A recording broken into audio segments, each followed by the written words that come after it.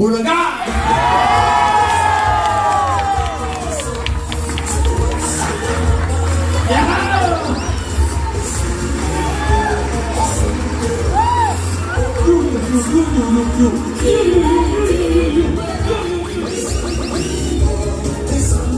Pasok na tayo.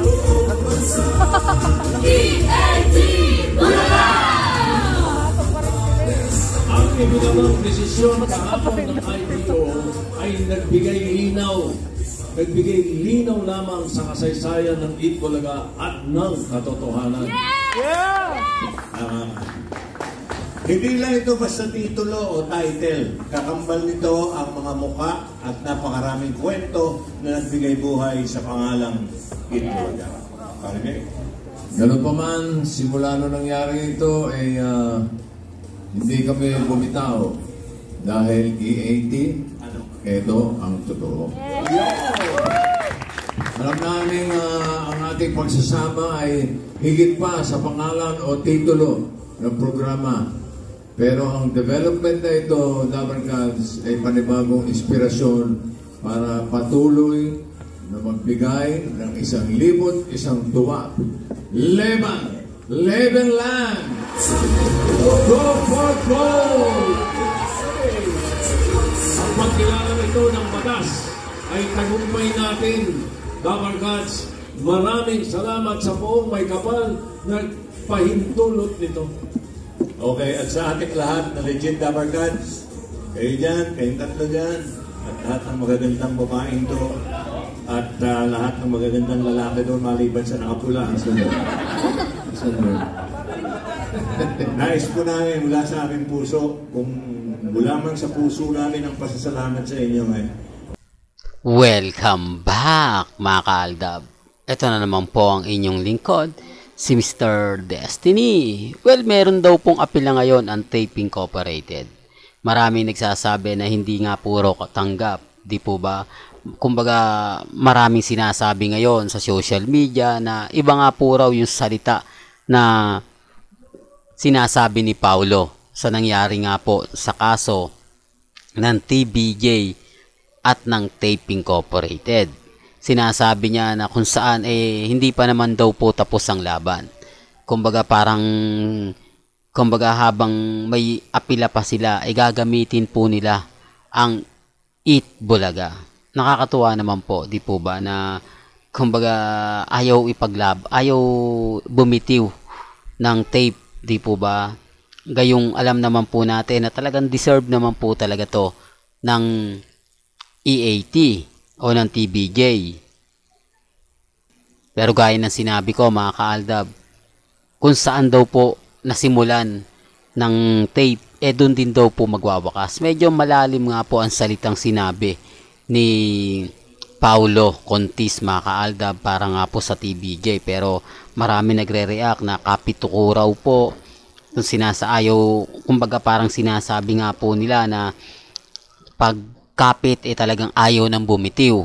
Kumbaga parang pinaninindigan nga po raw ng tape ang E80 o ang Itbulaga na kumbaga parang sinasabi na nila na hindi namin to ibibigay sa madaling salita.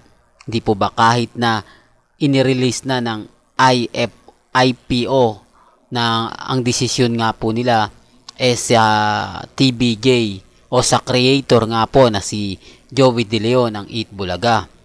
Pero hindi pa rin po raw nawawala ng pag-asa ang Tape Incorporated dahil umapila nga po sila. Medyo mabigat nga po mga kaaldab kung titignan ninyo.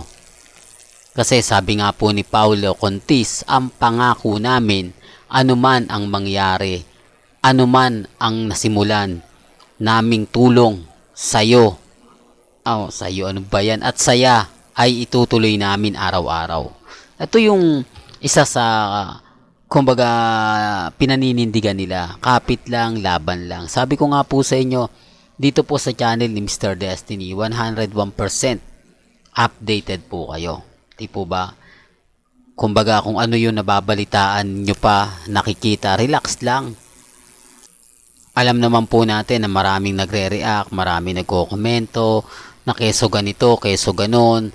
Kumbaga ngayong nanalo na nga po ang TBJ sa laban.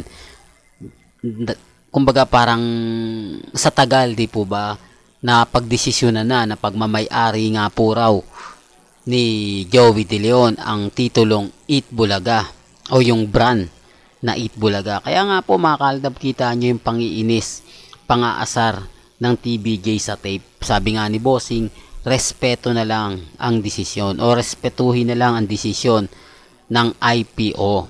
Kumbaga kung yun po talaga deserve naman daw po nila. Totoo naman po, wala naman pong doubt dyan.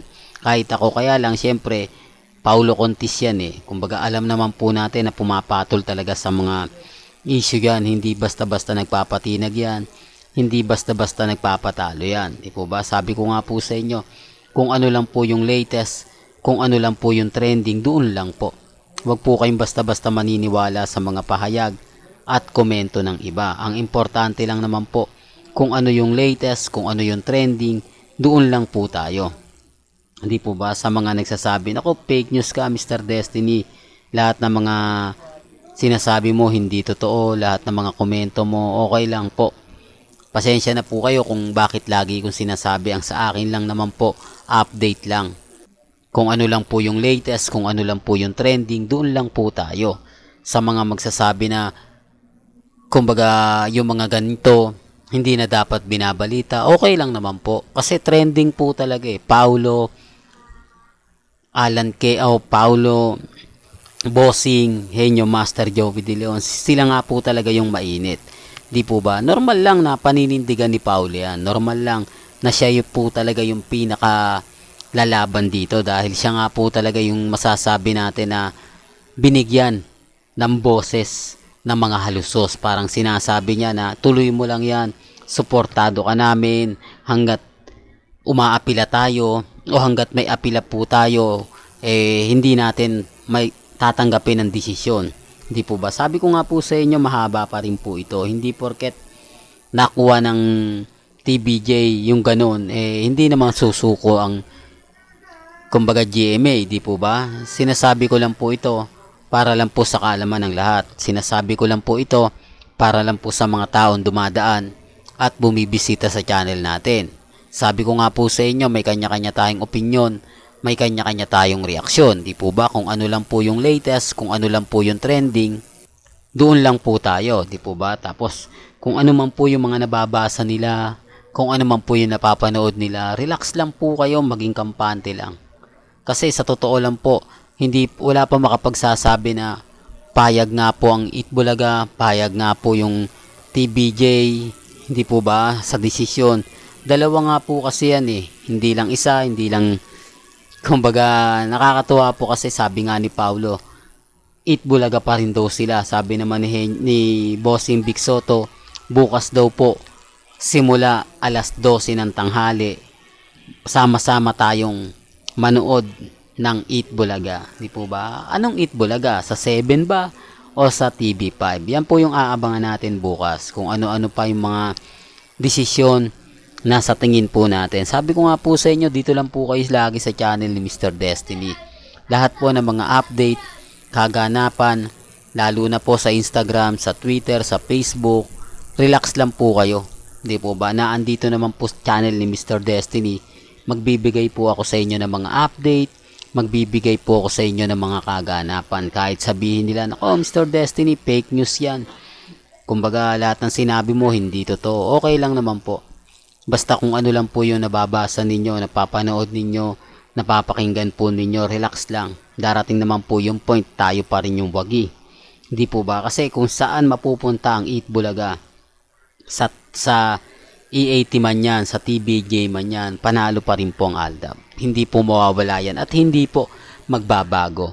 Well, hanggang dito na lang po yung updates natin mga ka-Aldab. Kaya kung gusto nyo pa po ng pinaka-latest at sariwang update, abay tumutok lang po kayo dito po sa channel ni Mr. Destiny para updated po kayo sa mga latest at sa mga bagong video po na ilalabas po natin maya-maya lang. Kaya kung bago ka lang sa channel na to at isa kang true-blooded Aldab Nation na nagmamahal po kila Mengay at Isoy, tama po ang channel na pinuntahan mo, kaya consider na po kitang bagong subscriber. At huwag mong kalimutang i-share ang mga video po natin sa mga mami, sa mga titas, at sa mga senyor. Hanggang sa muli, salamat po sa panonood at pakikinig.